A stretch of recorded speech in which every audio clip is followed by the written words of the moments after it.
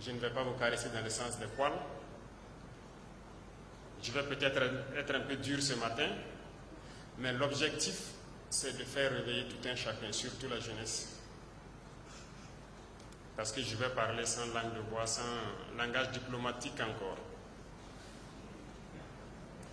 Bien sûr, l'Afrique est le berceau de l'humanité et c'est scientifiquement prouvé, n'est-ce pas? C'est vous les scientifiques qui avez trouvé cela. Ça veut dire que le premier homme est venu d'Afrique.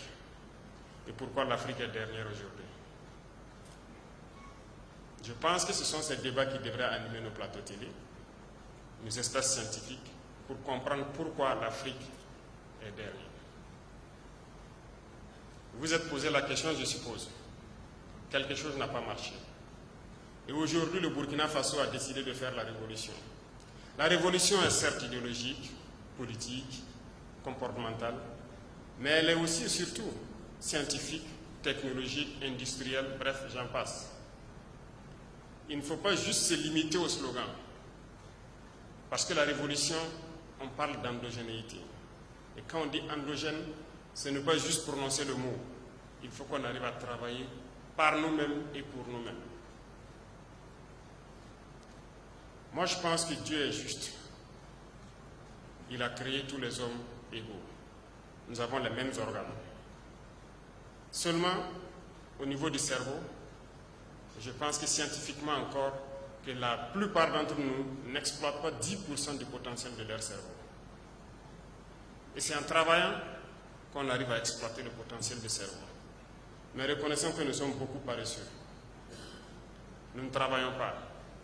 Certes, à partir d'un temps, regardez même au Burkina, on nous a amené des concepts pour nous dire qu'un homme ne doit pas travailler plus de 6 ou 8 heures par jour. Et on a adopté ça. Et on lutte pour ça. On n'est pas sérieux là. Comment est-ce qu'on peut prendre ce genre de droits, si je peux dire, et vouloir pouvoir rattraper le retard que nous connaissons? Aujourd'hui, nous faisons travailler des entreprises jour et nuit. Des travaux qui se faisaient en 3 ans, on les fait en moins d'1 an.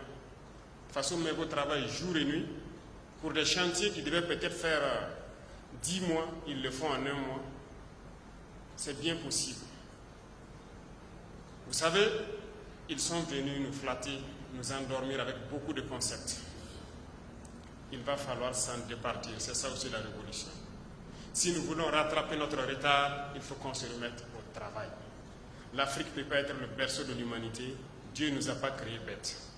Il nous a donné tous des cerveaux autant que eux. Mais nous refusons d'exploiter le potentiel de nos cerveaux. Certes, ceux qui se distinguent par un coefficient intellectuel différent de la moyenne, au-dessus de la moyenne, je dirais, s'en sortent, mais très souvent, ils sont pêchés par les impérialistes pour aller travailler pour eux.